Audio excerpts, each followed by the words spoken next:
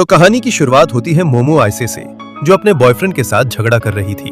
जहां उसका चदरमोद बॉयफ्रेंड उसके साथ रिलेशनशिप कंटिन्यू रखने के लिए उससे पैसे मांगता है और कहता है कि अगर वो उसके साथ गुलुगुलू करना चाहती है तो उसके पैसे भी उसे ही देने होंगे। मोमो आयसे परेशान हो जाती है और उसे एक खिंचकर लात मारती है, लेकिन वो ब्रूस ली का भाई चुसली उसकी लात को रोककर उसके पेट में मारकर उसे नीचे गिरा देता है और उसके साथ ब्रेकअप करके चला जाता है।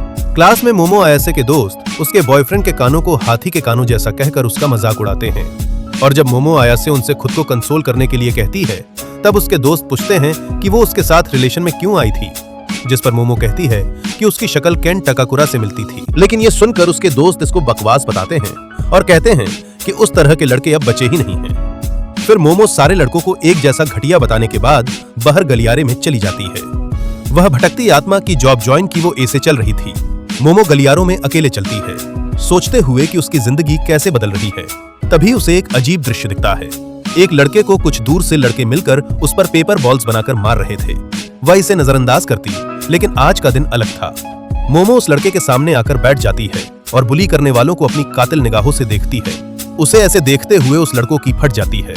फिर मोमो उस लड़के से पूछती है कि वो क्या पढ़ रहा है और एलियंस की फोटो देखने के बाद वो सभी लड़कों को अजीब कहकर वहां से बाहर निकल जाती है और फिर अपनी भटकती आत्मा की जॉब कंटिन्यू करते हुए कहती है कि कोई तो मुझे कंसोल करने आओ। तभी वही लड़का आता है जिसने उसे पूरी तरह से चौंका दिया है। वह थोड़ा अजीब है, लगातार एलियंस और यूएफओ के बारे में बात करता है और हैरानी की बात यह है कि वह मोमो को भूतों के बजाय एलियंस पर यकीन करने की सलाह देता है। थोड़ी बहस के बाद वे यह शर्त लगाते हैं कि कौन सा विश्वास असली है, भूत या एलियंस, और फिर वे दोनों रात को निकल पड़ते हैं। मोमो का मानना है कि एक सुरंग भूत के होने के लिए आदर्श जगह है, जबकि वो लड़का नागी हॉस्पिटल में एलियंस के आने की उम्मीद करता है। लेकिन जो चीजें वे सोचते हैं वे उतनी सरल नहीं होती। वो दोनों काफी डरे हुए थे। सुरंग में उस लड़के को वह मिलती है जिसे वह नहीं चाहता था, टर्बो ग्रैनी, एक भूत जो कुछ बहुत ही अजीब पेशकश करती है। और विश्वास करें, आप नहीं जानना चाहेंगे कि वह क्या पेशकश कर रही है। डर के मारे वह भागता है, लेकिन अब चीजें और भी अजीब होने वाली हैं। वहीं दूसरी ओर मोमो का सामना कुछ और अजीब प्राणियों से होता है, सर्पो। ये एलियंस मोमो को एक चेयर पर बांध लेते हैं और उनके पास उसकी मदद करने के लिए निहायत ही गंदे इरादे हैं। लेकिन जैसे ही मोमो को खतरा महसूस होता है, अचानक टर्बो ग्रैनी की मदद से चीजें पलट जाती हैं, या फिर कहें ये वो लड़का है जिस पर टर्बो ग्रैनी ने कब्जा कर लिया है। फिर टर्बो ग्रैनी या कहें कि वो लड़का उन एलियंस से लड़ने लगता है। तभी वो एलियंस अपने असली रूप में आकर उसका सामना करने लगते हैं और थोड़े टाइम के बाद वो लड़का भी हार जाता है। लेकिन मोमो हार नहीं मानती। उसे याद आता है कि उसकी दादी ने उसे एक खास तंत्र की बात बताई थी जो उसकी मानसिक शक्ति को जागृत करने में मदद करेगा। और जैसे ही वह तंत्र पूरा करती है, मोमो की अंदर की शक्ति जागृत होती है और वह खुद को सर्पों की पकड़ से मुक्त कर लेती है। एक जबरदस्त किक से मोमो सर्पों को पीछे धकेल देती है और उनका यूएफओ भी क्षतिग्रस्त हो जाता है। लेकिन असली खतरनाक समय अभी बाकी है।